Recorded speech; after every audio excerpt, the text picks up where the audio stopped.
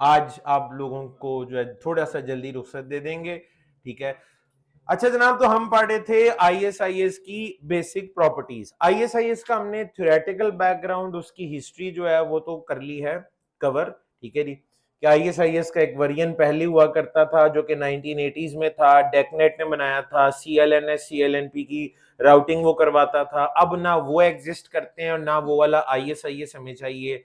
90s में IP आ तो गया था 80s में, फिर 90s में वो ज्यादा पॉपुलर होना शुरू हो गया, ठीक है। आईपी नेटवर्क्स बढ़ना शुरू हो गए, ठीक है। उस अब ये ट्रांजिशन वाला टाइम ऐसा था कि सीएलएनएस सीएलएनपी की भी बाकियात थी और उधर आईपी भी था, तो ऐसे प्रोटोकॉल की जरूरत थी जो कि दोनों को सपोर्ट कर दे। और ये ऐसा प्रोटोकॉल फिर बनाया गया जी आईएसआईएस का एक नया वर्जन, जिसको इंटीग्रेटेड या डुअल आईएसआईएस नाम दिया। 1990 में ये बनाया था आईएसओ ने, ठीक है जी, इंटरनेशनल ऑर्गेनाइजेशन फॉर स्टैंडर्डाइजेशन। एक तो अच्छी बात है ये ओपन स्टैंडर्ड है, आईएसओ सब पे सपोर्टेड होता है, ठीक है जी। सिस्को की बनाई हुई चीज ओपन स्टैंडर्ड नहीं होती, हवावे की बनाई हुई चीज ओपन स्टैंडर्ड नहीं होगी। कोई काम आईईटीएफ करेगा, आईट्रिपल करेगा, अयाना करेगा, आईएसओ करेगा, इसको माना जाएगा ओपन स्टैंडर्ड, ठीक है। तो ओपन स्टैंडर्ड है, हर वेंडर पे ही सपोर्टेड है। अच्छा, मैंने आपको सिस्को की एक बात बताई, सिस्को ने हमेशा ही एक ट्रेडिशन रखी है कि वो अपने ना आज भी राउटिंग स्विचिंग अब बन गई है एंटरप्राइज। सिस्को अपने एंटरप्राइज में आईएसआईएस अभी भी नहीं पढ़ाता, सिस्को ने उसे रखा ही सर्विस प्रोवाइडर लेवल की सर्टिफिकेशन में।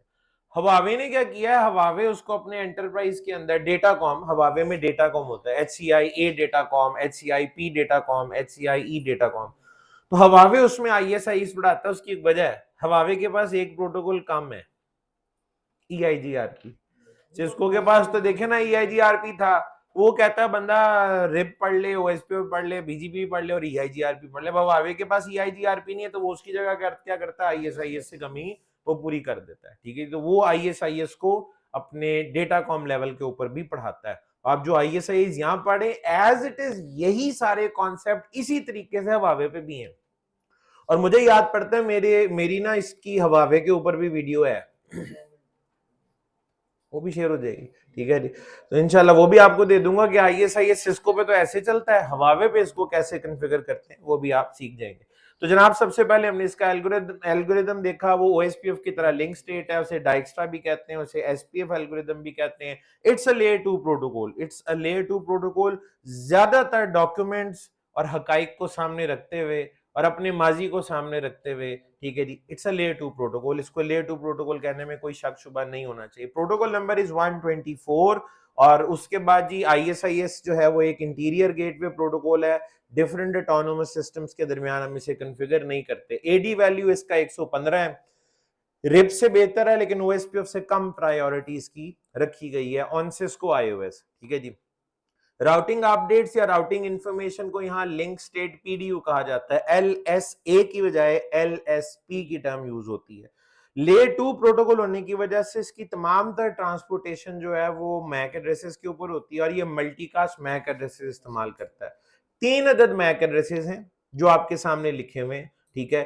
3 क्यों हैं, इनकी वजूहात क्या हैं, ये तो वक्त के साथ अभी जैसे आप आगे पढ़ेंगे सामने आ जाएगा, ठीक है जी। क्योंकि अभी मैं बोल दूं जैसे कि मैं बोलने लगा हूं, ऐਵੇਂ सर में दर्द और परेशानी होती है। मैं कहूंगा ऊपर वाला जो है ना वो लेवल 1 एलएसपी के लिए होता है, नीचे वाला लेवल 2 के लिए, और नीचे वाला जो है वो पॉइंट टू पॉइंट के लिए है।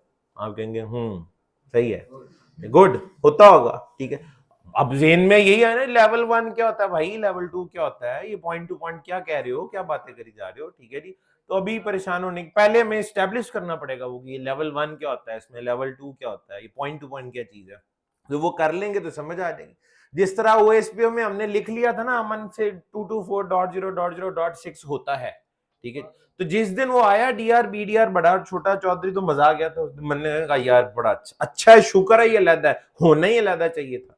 तो इसी तरह इनकी भी जो लॉजिक है वो आपके सामने आ जाएगी। तो 3 अदद एड्रेसेस हैं मल्टीकास्ट बस, क्योंकि इनका दूसरा हेक्साडेसिमल नंबर जो है ना वो एक ऑड नंबर है। इवन होता तो यूनिकास्ट होते, F F F F F होता तो ब्रॉडकास्ट होता, और अगर सेकंड हेक्साडेसिमल ऑड है तो ये मल्टीकास्ट है। तो ये 3 मल्टीकास्ट एड्रेस ये इस्तेमाल करता है।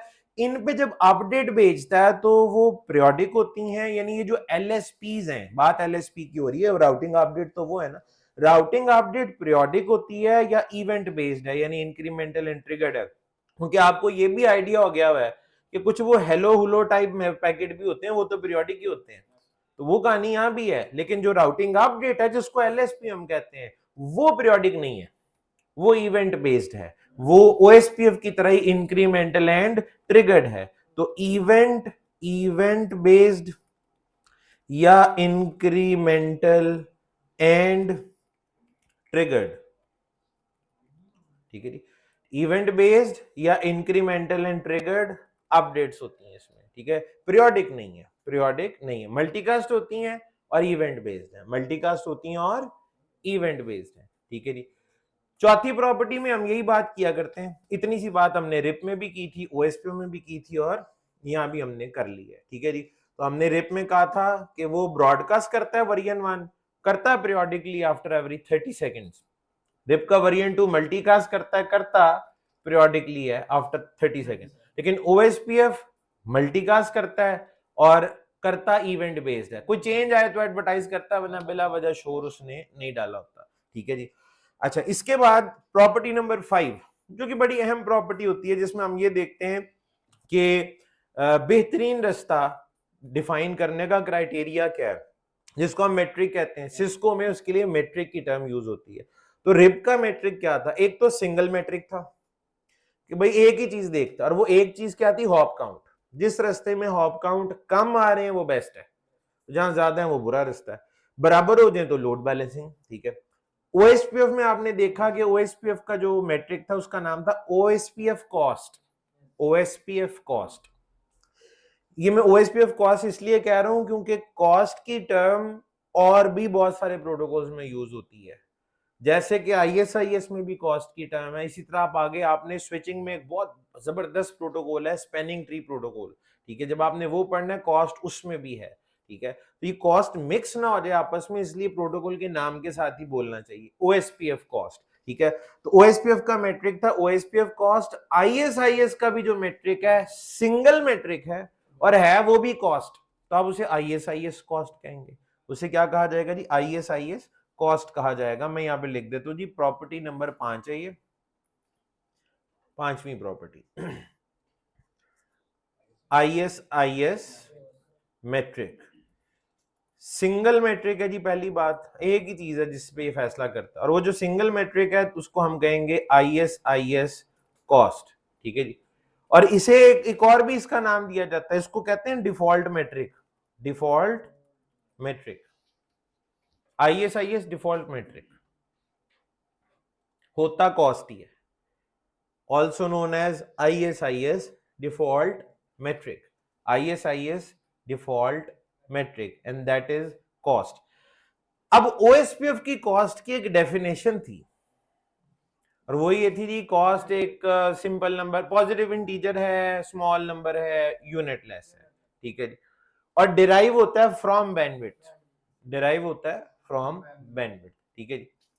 यहां जो आईएसआईएस की कॉस्ट है तो यूनिटलेस, है तो यूनिटलेस, और नंबर भी स्मॉल ही है, कोई किलो गीगा मेगा टेरा योटा इस तरह की कोई चीज नहीं है, ठीक है।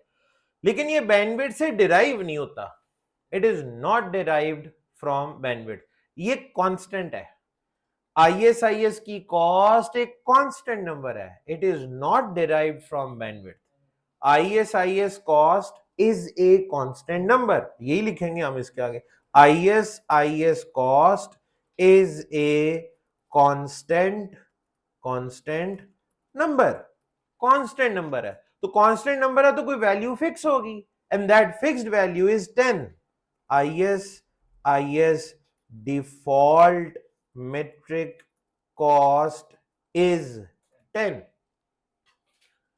सादा लफ्जों में ISIS में हर लिंक की कॉस्ट 10 है, चाहे बैंडविड्थ ज्यादा हो या कम हो, चाहे लिंक लैन का हो चाहे लिंक वैन का हो, लिंक लैन का हो या लिंक वैन का हो, हर लिंक की कॉस्ट 10 है। अब ये इससे दिमाग में बहुत सारे खदशात लाक होते हैं कि भाई ये कैसे होगा तो वो कैसे होगा, मैं बताता हूं। इसमें अब ये है कि फिर इसकी बेस पे बेहतरीन रास्ते का फैसला कैसे होता। एक बात तो है, इसका वो यूनिट कोई नहीं है, यूनिट लेस नंबर है और वैल्यू 10 है, ठीक है, कांस्टेंट है, ठीक है, हर लिंक की ही 10 है। इसमें बेस्ट पाथ का फैसला किस बुनियाद पे होता है वो मैं अब आपको दिखाता हूं। मैं कुछ लिंक्स बना रहा हूं, ए बी और सी के दरमियान ये, ठीक है जी, यहाँ पे डी और ये एक डेस्टिनेशन है x/24 जहां आपने पहुंचना है, ठीक है। नीचे एक पाथ हम और बना लेते हैं, ए बी सी डी था ना, तो यहाँ ई कर लेते हैं और ये ऐसे, ठीक है। हर लिंक की कॉस्ट कितनी है? 10 10, इधर भी 10, इधर भी 10, इधर भी 10, इधर भी 10 और इधर भी 10। कोई लैन और वैन में फर्क या तमीज नहीं है, सबके लिए 10 ही होती है। एक्स अगर एडवर्टाइज हो, राउटर डी ने एडवर्टाइज करना है ना एक्स को, डी के पास है, ये डी के साथ डायरेक्ट, तो ये इसको एडवर्टाइज करेगा, वो सी और ई के पास आएगा, फिर बी पे पहुंचेगा, फिर बी से ए पे भी आएगा और इधर ई से ए तक पहुंचेगा। तो ए से लेकर एक्स तक का जो ऊपर वाले पाथ की टोटल कॉस्ट बनती है, ठीक है जी। अच्छा, एक होती है लिंक की कॉस्ट, एक होती है टोटल पाथ कॉस्ट, जो कि ओएसपीएफ में भी एसपीएफ कैलकुलेशन थी, वो यहां पर भी एसपीएफ कैलकुलेशन है। टोटल पाथ कॉस्ट तो एसपीएफ कैलकुलेशन। तो जब यहां एसपीएफ कैलकुलेशन होगी तो ऊपर वाले रास्ते की टोटल कॉस्ट कितनी निकलेगी? 40, और नीचे वाले की कितनी निकलेगी? 30। A path with minimum cost is the best path. A path with minimum cost is the best path. तो इन दोनों में से कौन से वाला अच्छा है? 30। अच्छा, अब यहां पे जो साइंसदानों वाला दिमाग रखने वाले लोग हैं, मैथमेटिशियन वाला दिमाग रखने वाला लोग, चीजों को आपस में मिला के सोचने वाले लोग जो हैं, वो कहेंगे सर ऐसा लग रहा है ये तो रिप जैसा ही है।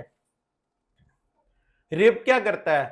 रास्तों में हॉप काउंट गिनता है और ये लिंक गिनता है। ऊपर वाले रास्ते में लिंक कितने थे? 4, नीचे कितने हैं? 3। तो हम कह सकते हैं ना, जिस रास्ते में नंबर ऑफ लिंक्स कम होंगे वो रास्ता अच्छा होगा। अक्सर तो समझाने के लिए किताबों के अंदर, डॉक्यूमेंट्स के अंदर इसको रिप के साथ ऐसे रिलेट किया जाता है और कहा जाता है कि जो रिप का मेट्रिक है ना, रिप मेट्रिक प्लस आप उसमें एक शामिल कर ले। मैं आपको बताता हूं क्या कहने की कोशिश की जा रही होती है। हॉप काउंट जो था, आप जरा ऊपर वाले रास्ते के हॉप काउंट तो गिने, हॉप काउंट वाले तरीके से गिने, ठीक है जी। तो ऊपर बनेगा ये डी को क्रॉस किया, सी को क्रॉस किया, बी को क्रॉस किया और आप ए पे पहुंच गए। तो कितने हॉप बनते हैं? 3, ठीक है। कहा यह जाता है आप 3 + 1 करें, ठीक है, और उसके बाद इसको क्या करें? 10 से मल्टीप्लाई कर दें। बकायदा फॉर्मूला बताते हैं, रिपमेट्रिक +1 × 10। अजय किसी साइंसदान ने कोई अपना नहीं नजरिया पेश के लिखा हुआ है, लिखी हुई चीज है। रिपमेट्रिक +1 × 10। तो रिपमेट्रिक 3 है, उसमें 1 जमा करें और 10 से मल्टीप्लाई करें तो आईएसआईएस की कॉस्ट निकल आएगी। मैं कहता हूं आपको इतना कॉम्प्लिकेटेड बनाने की क्या जरूरत है? सीधी सी डेफिनेशन है, लिंक गिन ले बस। आईएसआईएस लिंक गिन रहा है, ऊपर 4 लिंक हैं तो 40, नीचे 3 लिंक हैं तो 30। Number of links multiplied by 10 कर लें आप, चले, number of links multiplied by 10। ऊपर 4 लिंक हैं, मल्टीप्लाई कर दें 10 से, नीचे 3 है, 10 से मल्टीप्लाई कर दें, ठीक है जी। तो बेसिकली आईएसआईएस लिंक गिन रहा है, रिप जो है वो हॉप गिनता है, वो राउटर गिनता है, रास्ते में राउटर कितने आ रहे हैं ये देखता कि लिंक कितने। तो आप कहेंगे सर ये तो फिर काफी हद तक रिप जैसे ही हो गया ना। हाँ जी, मेट्रिक के लिहाज से आप कह सकते हैं रिप जैसा है। मेट्रिक के लिहाज से आप कह सकते हैं कि आईएसआईएस, रिप का मेट्रिक अच्छा नहीं है। को हॉप शॉप गिनना, हमारी हॉप में तो आजकल दिलचस्पी नहीं होती, हमारी दिलचस्पी तो सिर्फ और सिर्फ बैंडविड्थ में होती है। उनके बैंडविड्थ ज्यादा हो जाए तो बहुत सारे मसाइल वैसे ही हल हो जाते हैं, डिले खुद ही घट जाता है, लोड कम हो जाता है, आरटीटी बेहतर हो जाता है। तो बैंडविड्थ बढ़ा लें आप, बढ़ा नहीं सकते तो डेडिकेटेड सीआईआर के ऊपर चले जाएं, वैसे मसले हल हो जाएंगे। शेयर्ड बैंडविड्थ है तो शेयर्ड बैंडविड्थ बढ़ा के मसले हल कर ले। तो हमारा फोकस ज्यादातर बैंडविड्थ पे ही होता है, ठीक है। तो चूंकि अब ये जरा बैंडविड्थ तो इसमें आ नहीं रही बीच में, उस लिहाज से अगर हम देखें कि बैंडविड्थ की बेस पे तो फैसला ही नहीं कर रहा है, तो ये एक अच्छा प्रोटोकॉल नहीं माना जा सकता। आईएसआईएस में अगर कोई ड्रॉबैक है तो वो ड्रॉबैक इसका सिर्फ और सिर्फ मेट्रिक है, बाकी इसमें ज्यादातर खूबी है। और अब मैं आपको बताता हूं, अब मैं आपको एक बात बताता हूं, आपके ज़हन में एक सवाल तो आ रहा होगा, मैं बार बार कह रहा था, आईएसपी में बड़ा चलता है, एंटरप्राइज में नहीं। तो आपके ज़हन में सवाल आ रहा होगा वो आखिर उनको क्यों, क्या इससे दिलचस्पी है, उनको क्यों अच्छा लगता है? पुराने वक्तों में मजबूरी बन गई थी। क्या ये वाहिद ऐसा प्रोटोकॉल था जो सीएलएनएस सीएलएनपी और आईपी दोनों को सपोर्ट कर रहा था। तो उसके बाद फिर किस चीज ने इसको आज भी जिंदा रखा हुआ है? उसकी कहानी ये है, आईएसपी के नेटवर्क पे अगर आप गौर करें, जो उनका अपना कोर नेटवर्क होता है, आपको क्या लगता है आईएसपी के कोर नेटवर्क में कम बैंडविड्थ वाले लिंक होंगे? नहीं।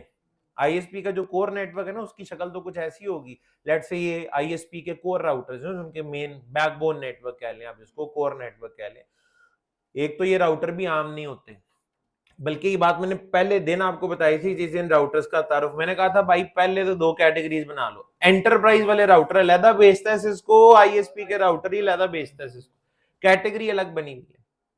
सर्विस प्रोवाइडर नेटवर्क के राउटर्स अलग है, यहां तक कि उनके ऊपर चलने वाला ऑपरेटिंग सिस्टम भी अलग है। हम iOS यूज कर रहे हैं, उनमें अक्सर के ऊपर iOS की बजाय iOS XR चल रहा होता है। कुछ पे iOS XR है और कुछ के ऊपर iOS XE है। ये iOS के ही कुछ डिफरेंट वेरिएंट है। iOS XR और XE काफी हद तक सेम ही है। अच्छा, थोड़ा फर्क है कमांड लाइन में, बड़ा मामूली सा। और अगर किसी को दिलचस्पी हो कि सर मैं अगर सीख लूं तो मुझे कोई मसला तो नहीं होगा, आपको कोई मसला नहीं होगा, तो मैं सीखूं कैसे? सीसीआई सर्विस प्रोवाइडर का पूरा बूट कैंप दे दूंगा आपको अपना, देख लीजिएगा आराम से बैठ के। अच्छा, आपने आपकी इस क्लास में ना एमपीएलएस का तारुफ है, सिर्फ बेसिक एमपीएलएस है। एक दो हफ्तों में क्या बंदा एमपीएलएस पढ़ लेता है? उसमें एमपीएलएस अपनी आखिरी हद तक कॉन्फ़िगर हुआ है। जितना का एमपीएलएस है ना दुनिया में, सारा ही है उसमें। ठीक है जी, सारा टोटल एमपीएलएस की तमाम तर एप्लीकेशन सब है। आपका अगर दिल चाहे तो वो पढ़ लीजिएगा, पूरा सीसीआई सर्विस प्रोवाइडर का बूट कैंप कई घंटों का है, आपको महीनों लगेंगे। वैसे वो महीनों का है ना, रोज के 2 घंटे की रिकॉर्डिंग होगी, 4 घंटे की होगी, और वो कई महीने रिकॉर्ड होता रहा। मेरा हाल है 16-17 लेक्चर तो उसके हैं, और हर एक में अगर 2 घंटे या 3 घंटे भी होता है, मल्टीप्लाई कर लें, हाँ 30 के करीब घंटे निकल आएंगे उसमें से। तो वो आप उसको पढ़िएगा अगर दिल चाहे। उसमें ओएसपी भी, एक तो पूरी सीसीआई की लैब सर्विस प्रोवाइडर की आप देख लेंगे कि इम्तिहान में कैसे सवाल आते हैं। उसमें IPv6 भी है, उसमें IPv4 भी है, उसमें राउटिंग भी है, तमाम प्रोटोकॉल्स के लिए राउटिंग है, MPLS है, VPN है, MPLS की एप्लीकेशन है, ट्रैफिक इंजीनियरिंग है, VPN की हर टाइप है, VPN V4, VPN V6, ठीक है जी, VPN के ऊपर VPN, VPN के नीचे VPN, आप देखेंगे होगा उसके अंदर के। तो ये सब कुछ आपको उसमें मिल जाएगा अगर आप चाहें तो। मैं दे दूंगा, पढ़ना आपने, वो आपकी अपनी मर्जी है, मैं जरूर दूंगा। तो उसमें मैंने iOS XR सिखाया हुआ है, ठीक है जी। उसमें कंपेयर किया हुआ कि भाई आम iOS में तो हम ये कर रहे होते हैं, XR के अंदर ये चीज ऐसे नहीं, ऐसे कॉन्फ़िगर होती है, ठीक है। एक हायरार्किकल तरीका है, थोड़ा थोड़ा सा ना जुनिपर से मिलता जुलता तरीका है। हायरार्किकल तरीका समझाता हूँ क्या होता है। वो करता यूं है, आप पहले OSPF के प्रोसेस में जाएंगे, जैसे आप जाते हैं राउटर OSPF 1, तो उसमें भी राउटर OSPF 1, फिर आप उसमें एरिया 0 में जाएंगे, एंटर, एरिया 0 एंटर।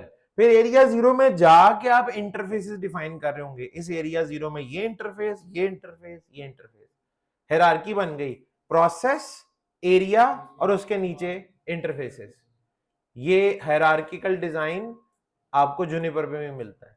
यहां पे क्या था, यहां पे आप क्या कर रहे थे, यहां पे आप कर रहे थे पहले प्रोसेस में गए, फिर नेटवर्क लिखा, हर नेटवर्क के साथ एरिया अलग अलग लिखना पड़ा था। वहां पे ऐसा नहीं होता, वहां पे आप एरिया एक ही दफा लिखते हैं और उसके नीचे इंटरफेसेस बताते जाते हैं, इस तरीके से है, ठीक है। और एक फर्क और भी है, यहां पे तो जैसे ही आपने कमांड एग्जीक्यूट की, एंटर किया, वो एग्जीक्यूट हो जाती है और उसका फौरी इंपैक्ट आ जाता है। सर्विस मॉडर्न नेटवर्क बड़ा क्रिटिकल होता है, मानते कि नहीं मानते? जरा सी गलती एक को नहीं, पूरे सारे सैकड़ों हजारों कस्टमर्स को भुगतनी पड़ सकती है, और आपकी जॉब तो जाएगी जाएगी ना, वो तो होना ही है, ठीक है जी, वो तो पक्का है, सारी जिम्मेदारी आपके ऊपर ही आनी। तो वहां पे ना एक तरीका, कोई कॉन्फ़िगरेशन जब कर लेते हैं ना, तो वो उस वक्त तक उसमें एंड पे आपको ना कॉन्फ़िगरेशन को कमिट करना पड़ता है, कमांड देनी पड़ती है कमिट।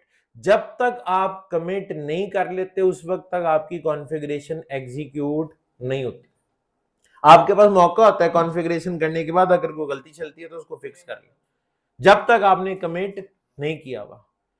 साथ उसमें आप फ्लैग्स, लेबल्स बना लेते हैं कि जहां तक जिस तरह आप अपने विंडोज के ऊपर नहीं वो अपना एक रीसेट पॉइंट रखा होता आपने, तो वायरस वूरस आ गया तो मैं रीसेट कर दूंगा तो वो फलां पॉइंट पे रीसेट हो जाएगा जब मेरा सिस्टम स्टेबल चल रहा था।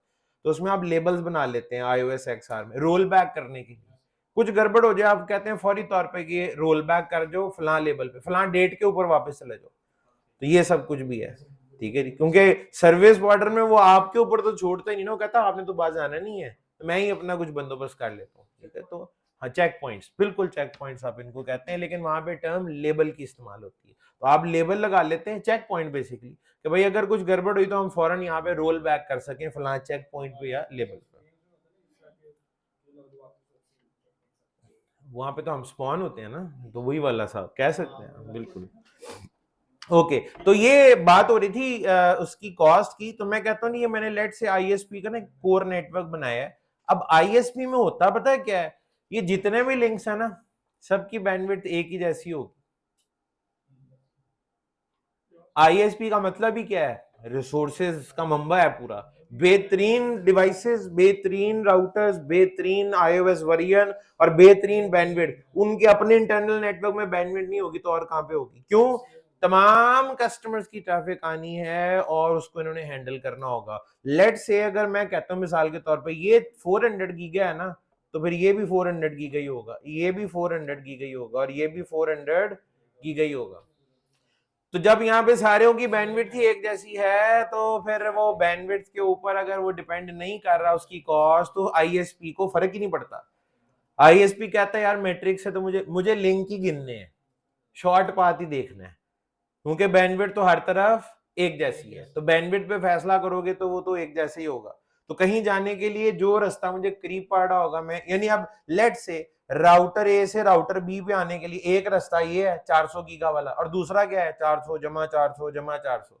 तो वो 1200 वाले से आएगा या 400 से? 400 से आएगा, ठीक है। तो वो कहता है जनाब मुझे लिंक की बैंडविड्थ अगर सेम ही है हमारी, तो उनके लिए कॉस्ट अगर नहीं चेंज हो रही तो मुझे कोई फर्क नहीं पड़ता। एंटरप्राइज को पड़ता है क्योंकि वहां रंग बिरंगी बैंडविड्थ होती है। फलां से फलां ब्रांच के लिए ये, तो फलां ब्रांच के ऊपर ये, तो फलां ब्रांच के दो लिंक है तो एक पे ज्यादा तो एक पे कम, वहां में मैटर कर रहा होता है। इसलिए वहां ज्यादातर आपको ओएसपीएफ मिलेगा, यहाँ पे आपको आईएसआईएस चलता हुआ मिलता है, आज भी मिलता है, ठीक है जी। क्योंकि आईएसआईएस के जो एडवांटेजेस है ना, ये डिसएडवांटेज था, लेकिन इस डिसएडवांटेज से आईएसपी को फर्क नहीं पड़ा। तो जो उसके एडवांटेजेस हैं वो ओएसपी से बड़े तगड़े हैं, और मेन एडवांटेज मैंने आपको बताया एरिया के कॉन्सेप्ट में है आईएसआईएस के अंदर, ठीक है जी।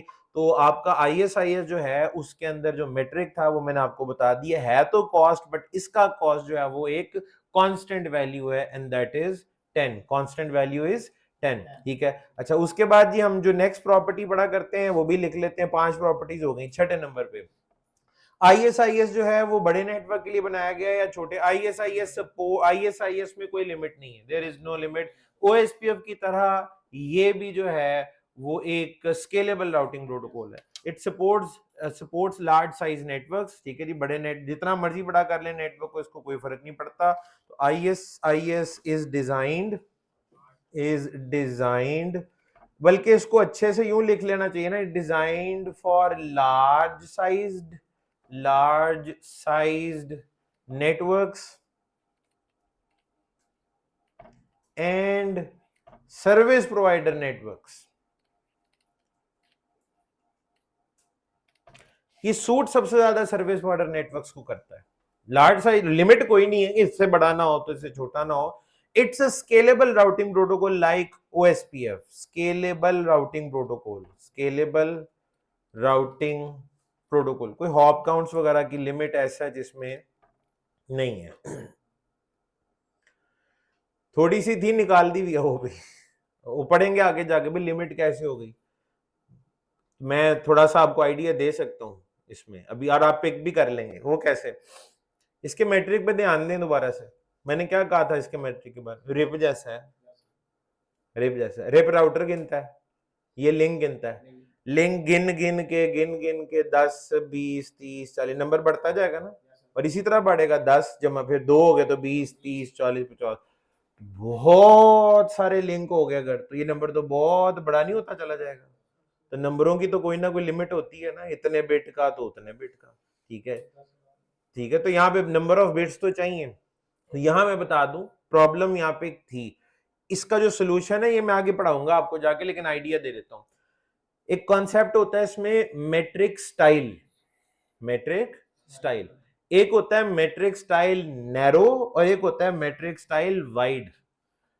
पहले इसमें मेट्रिक स्टाइल नैरो था, नंबर ऑफ बिट्स कम थी उसके लिए, फिर मेट्रिक स्टाइल को वाइड कर दिया गया, बिटे बढ़ा देंगे, बिटे ज्यादा होंगी तो कॉम्बिनेशन भी ज्यादा बनेंगे, तो आपकी जो मेट्रिक की वैल्यू है ये फिर अब आप ज्यादा रख सकते हैं, वो जितनी ज्यादा मर्जी बड़ी हो जाए कोई खास फर्क नहीं पड़ता। देयर इज ए लिमिट, जाहिर है अगर पहले लेट से 16 बिटे थी 20 बिटे थी, अब अगर 32 कर दी है, ठीक है, तो 32 बिटों के भी तो कॉम्बिनेशन बनते हैं, लेकिन वो इतना बड़ा नंबर है कि आप कभी वहां तक पहुंच नहीं सकते।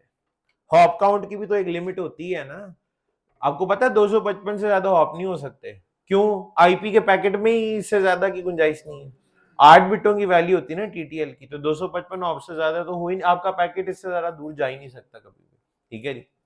और 255 की भी बारी तब आती है जब पैकेट किसी लूप में फंस जाए, वरना तो आपकी कोई भी डेस्टिनेशन आपने देखा था 12 13 14 15 16 हॉप में पहुंच ही जाती है, ये बहुत ज्यादा हॉप्स होते हैं, लेकिन स्टिल ISIS जो है वो बड़े साइज के लिए नेटवर्क के लिए डिजाइन किया गया है, खुसूसन सर्विस प्रोवाइडर नेटवर्क में ज्यादा इंप्लीमेंट होता है, स्केलेबल राउटिंग प्रोटोकॉल है ये। नंबर 7, ये भी सिंपल सी प्रॉपर्टी है, को बहुत ज्यादा खपने की हमें जरूरत नहीं पड़ेगी, जस्ट लाइक OSPF इसका भी कन्वर्जेंस टाइम फास्ट है, और मेन रीजन ये है कि ये इवेंट बेस्ड है, मेरे पास अपडेट आएगी तो मैंने इंतजार नहीं करना, फौरन एडवर्टाइज कर दूंगा, ठीक है जी। तो ISIS भी जो है, ISIS has fast convergence time, convergence time, ISIS का कन्वर्जेंस टाइम भी फास्ट है। Number 8, ISIS supports routing for both classless and classful networks. Classful और क्लासलेस की सपोर्ट के लिए करना क्या होता है, आइडिया याद है? प्रीफिक्स के साथ उसकी लेंथ भी एडवर्टाइज होनी चाहिए, अगर प्रीफिक्स के साथ लेंथ एडवर्टाइज हो रही है तो आप क्लासलेस को सपोर्ट कर सकते हैं, नहीं हो रही तो फिर, और ये काम अब आज के जो जिंदा प्रोटोकॉल्स हैं उनमें रेपरियन 1 ही है बस, जो लेंथ को साथ कैरी नहीं करता। मैंने जिंदा प्रोटोकॉल्स, आपके मुर्दों में था कोई एक प्रोटोकॉल IGRP था 1985 में सिस्को ने बनाया था, जिसकी नई शक्ल क्या है, EIGRP। IGRP भी सपोर्ट नहीं करता था, IGRP भी क्लास फुल था, क्लासलेस को सपोर्ट नहीं करता था, ठीक है। अच्छा ये वाली बात मैं आपको दिखाता हूं, आज के लेक्चर के आगाज में वो तस्वीर डाली थी ना, जरा ये देखें, क्लास फुल, बस ये दोनों थे जो क्लासफुल थे, रिप और IGRP। आज के जितने भी प्रोटोकॉल हैं IPv4 और IPv6 सब के लिए क्लासलेस क्लासफुल दोनों को सपोर्ट करते हैं, क्योंकि प्रीफिक्स की लेंथ को ये साथ में कैरी करते हैं, प्रीफिक्स लेंथ को साथ में कैरी करते हैं, तो ISIS supports routing for both classless and classful. अच्छा जी, आपको याद है जब OSPF की 6ठी 7वीं प्रॉपर्टी ऊपर तले नीचे सामने आई थी तो जेन में सवाल आया था कि एक तरफ आप कह रहे हैं नेटवर्क को बड़ा कर लो, जितना मर्जी कर लो, कोई लिमिट ही नहीं है, बढ़ाई जाओ, ठीक है, तो जब आप बढ़ाते जाएंगे और तो साथ में आप कह रहे हैं कन्वर्जेंस टाइम भी फास्ट है, ये कैसे हो सकता है कि ये तो अगर नेटवर्क बड़ा होगा तो कन्वर्जेंस टाइम तो स्लो होता जाएगा, होना भी चाहिए, लॉजिकल बात है। तो OSPF ने इस प्रॉब्लम को कैसे डील किया था, और ये सवाल आपके कई मैं MCQs में पूछ चुका हूं कि आप मल्टीपल एरिया बना दे, OSPF में एरिया का कॉन्सेप्ट इंट्रोड्यूस कराया गया, single area and multiple area, तो आप मल्टीपल एरिया बना देते हैं ताकि कन्वर्जेंस टाइम को रिड्यूस किया जाए, रिड्यूस करने का मतलब है इंप्रूव हो जाए, ठीक है। तो फिर ISIS में ये काम कैसे किया जाता है, दोनों का बुनियादी खानदान तो एक ही है, दोनों ही लिंक स्टेट है। ISIS में भी एरिया का कॉन्सेप्ट है, जब ISIS में भी आपका नेटवर्क बड़ा हो रहा होता है तो कन्वर्जेंस टाइम स्लो होता है, क्योंकि SPF कैलकुलेशन तो इधर भी होनी है, पूरे पाथ के लिंक की कॉस्ट को टोटल तो इसने करना ही है ना, चाहे वो 10 + 10 कर रहा हो या 64 + 10 कर रहा हो, कैलकुलेशन तो करनी पड़ी है। तो अगर ज्यादा लिंक्स की कॉस्ट कैलकुलेट करनी पड़ेगी तो टाइम तो ज्यादा लगेगा, कन्वर्जेंस टाइम में इंपैक्ट आएगा। तो आईएसआईएस में भी इसी तरह एरिया का कॉन्सेप्ट है, और एरिया का जो कॉन्सेप्ट है उसका बुनियादी मकसद यही है कि कन्वर्जेंस टाइम को रिड्यूस किया जाए, इंप्रूव किया जाए। तो आईएसआईएस में भी एरिया होते हैं, लेकिन जो एरिया की इंप्लीमेंटेशन है और जो एरिया का डिजाइन है, ओएसपीएफ में तो आपके जेहन में है कि एक बैकबोन होती है, बाकी रेगुलर एरिया होते हैं। तो आईएसआईएस में जो एरिया की इंप्लीमेंटेशन है, जो एरिया का डिजाइन है, वो ओएसपीएफ से मुख्तलिफ है, और वही आईएसआईएस को जो है वो एक बड़ा बाकमाल प्रोटोकॉल बना देता है, बड़ा फ्लेक्सिबल प्रोटोकॉल बना लेता है। एरिया का इतना शानदार कॉन्सेप्ट है कि आपको जो है वो कोई और प्रोटोकॉल चलाने की जरूरत नहीं पड़ती, यहां तक कि वर्चुअल लिंक बनाने की जरूरत नहीं पड़ती। आपको थोड़ा सा आइडिया देता हूं ओएसपीएफ में ना, और ये मेरे आज के दिन की आखिरी बात होगी इंशाल्लाह, फिर नेक्स्ट टाइम कंटिन्यू करेंगे। ओएसपीएफ में दो एरियाज आपस में यूं मिलते हैं ऐसे, एक राउटर होता है और दो एरियाज को, और वो दो एरिया भी मसला है, एक एरिया 0 होना चाहिए और एक एरिया 1, यूं मिलते हैं ऐसे ऐसे, रेगुलर एरिया और वो एक दूसरे के साथ यूं मिलते हैं। अच्छा, अब ना ये दोनों जितनी मर्जी ताकत लगा लें, ये इधर से जोर लगाए और ये इधर से, ये एक दूसरे को कभी ओवरलैप नहीं कर सकते। एक तरीका है ओवरलैप कराने का, वो वर्चुअल लिंक है। वर्चुअल लिंक में आप यही कराते हैं ना, एरिया 0 को एरिया 1 के अंदर से गुजार देते हैं। वो भी ओवरलैपिंग नहीं, आपने समझा, आपने कहा था ड्रिल करके ना टनल खोद के अंदर से एरिया 0 निकाल लेंगे। बड़ा उस दिन पूरा एक इवेंट हुआ था हमारा, वर्चुअल लिंक पढ़ेंगे, हमें पूरा लेक्चर उसकी नजर हो गया था। आईएसआईएस में ऐसा नहीं है। पहली बात, आईएसआईएस में जब आप एरिया आईडी की बात करेंगे, तो आईएसआईएस में एरिया आईडी या एरिया का नंबर जो है वो 1 से शुरू होता है, देयर इज नो एरिया 0, ठीक है। एरिया 0, एरिया के नंबर इस तरह 1 से हैं। बेशक आप 0 रख लें, लेकिन जो एरिया 0 होगा वो बैकबोन नहीं है। आईएसआईएस में बैकबोन के लिए कोई नंबर ही नहीं है। आईएसआईएस के लिए बैकबोन के लिए कोई नंबर नहीं है, बट रेगुलर एरिया के लिए है। एरिया 1, एरिया 2, एरिया 3, चाहे आप 0 रख लें, लेकिन वो होगा रेगुलर एरिया ही। तो बैकबोन के लिए कोई नंबर नहीं है, बैकबोन इज बैकबोन। बैकबोन का नाम है, नंबर नहीं है। बैकबोन का कॉन्सेप्ट आईएसआईएस में है, बट उसके लिए कोई नंबर नहीं रखा गया। तो आप कहेंगे फिर वो आईएसआईएस में बैकबोन ही कुछ जादू ही होगा, जिन ही होगा, ये बिल्कुल बिल्कुल जिन की तरह ही है, ठीक है। मैं आपको एक डायग्राम बना के दिखाता हूँ छोटी सी। लेट्स से ये एक एरिया रेगुलर एरिया, ये एक दूसरा रेगुलर एरिया, और ये एक आपका ये 2 हो गया, ये एक तीसरा आपका रेगुलर एरिया आ गया। आईएसआईएस में बैकबोन यूं होती है,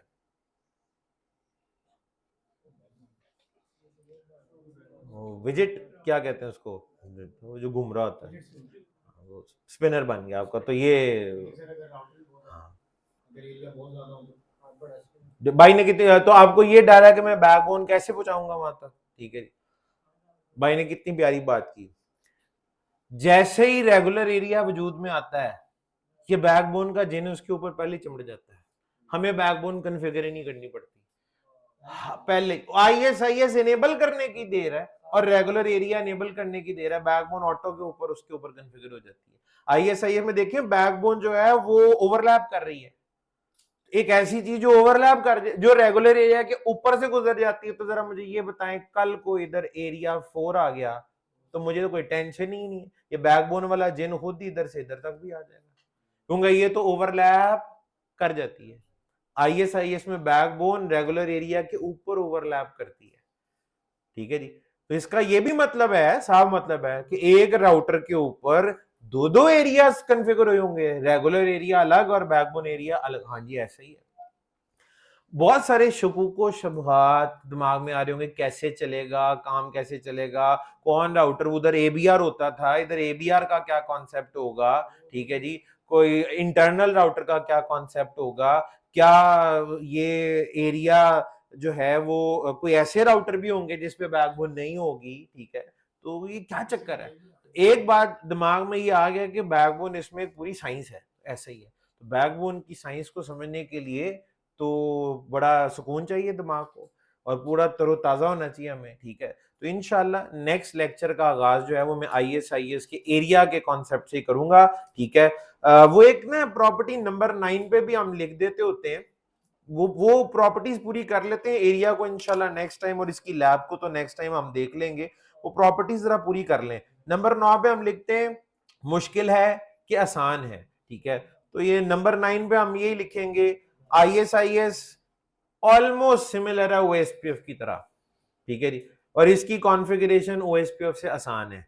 ISIS is easy to understand, easy to understand, समझना कोई मुश्किल काम नहीं है, ठीक है जी। और easy to understand and configure as compared to OSPF से बड़ा आसान है। उसकी एक बड़ी वजह बताऊं, ISIS में नेटवर्क की कमांड ही नहीं है ही नहीं, है ही नहीं। यानी सिर्फ और सिर्फ इंटरफेस लेवल पे जाके, ऊपर इंटरफेस वाला मेथड नहीं था OSPF का, ISIS में है ही सिर्फ पर इंटरफेस, इजी टू कॉन्फ़िगर है, ना कोई वाइल्ड कार्ड मास्क का झमेला, ना कोई और, ठीक है जी। तो आपको कुछ भी नहीं करना। क्यों? वजह पता है इसकी क्या है? क्योंकि इसने एंड तक ये साबित करना था आईपी मेरे पे डिपेंडेंट है, मैं आईपी पे डिपेंडेंट नहीं हूं। तो आपको कहीं आईपी लिखने की भी जरूरत नहीं है, ना कोई नेटवर्क आईडी लिखने की जरूरत है, ठीक है। तो it is very easy to configure and understand. जब आप इसको पढ़ेंगे इंशाल्लाह अगले हफ्ते में, तो आपको ये समझ आ जाएगी। थोड़ी देर पहले मैंने लेवल 1 लेवल 2 बोला था ना, तो वो जो लेवल 1 लेवल 2 है ना, उनका ताल्लुक OSPF के एरियाज के साथ है और राउटर की टाइप्स के साथ है, ठीक है जी। तो वो इंशाल्लाह आपको अब पूरा नेक्स्ट लेक्चर तरीके से जो है वो डायग्राम बना के आपको ये चीज समझाऊंगा। 10वें नंबर पे भी एक आखिरी चीज लिख लेना, tables are similar as OSPF, ठीक है जी। ISIS में 3 टेबल बनते हैं। Number 1 neighbour table, neighbour table, सबसे पहले नेबर टेबल बनेगा, उसके बाद डेटाबेस टेबल बनेगा, database is database, database table बनेगा, और तीसरे नंबर पे जाके बनेगा routing table, just like OSPF, just like OSPF, ये बिल्कुल OSPF की तरह, ठीक है। जो मेन कहानी में आप लोगों को भी ट्विस्ट आता नजर आ रहा होगा ना, आप कहेंगे सर जो झगड़ा है ना और जो समझने वाली चीज है वो इसमें एरिया का ही कॉन्सेप्ट है, क्योंकि कॉन्फ़िगरेशन तो आपने बता दी इसमें आसान है। अगर तो पर इंटरफेस वाले मेथड है उसमें तो हमें कुछ ज्यादा सोच विचार ही नहीं करनी पड़ती। तो असल चीज ये जो आपने अभी बताया ना, ये मैजिकल किस्म की बैकबोन, जो वो स्लाइम नहीं होता उसकी तरह खींच के इधर से उधर जा रही है तो उधर से उधर जाए, च्युइंगम की तरह खींचते जाओ, बिल्कुल हकीकतन वैसी है, खींच के जहां मर्जी ले जाओ। और ये वो चीज है जो आपके डिजाइन को स्केलेबल बना देती है। आपको कोई वर्चुअल लिंक बनाने की जरूरत ही नहीं पड़ेगी इसमें, बैकबोन उधर नहीं है, ले जाओ उधर तक पहुंच जाएगी। वहां पे बैकबोन की जरूरत नहीं है, श्रिंक कर दो यहाँ से बैकबोन को, बैकबोन कम हो जाएगी, ठीक है। लेकिन इस सारे काम के लिए कमांडें देनी पड़ती है, कॉन्फ़िगरेशन करनी पड़ती है, वो इंशाल्लाह आपको सिखाऊंगा नेक्स्ट वीक में।